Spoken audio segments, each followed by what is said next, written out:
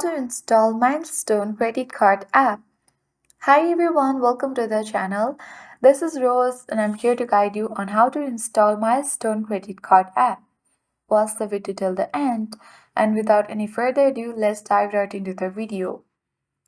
In order to install Milestone credit card application, you need to launch Play Store or App Store depending upon your device.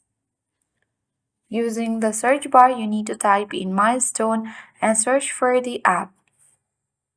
Then you need to scroll down and you need to look for the official Milestone application.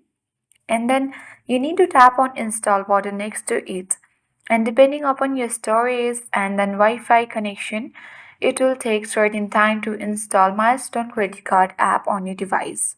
Once the application gets installed and downloaded, you can easily use from your home screen. So that is how we can easily install Milestone credit card application. Hope this video was helpful.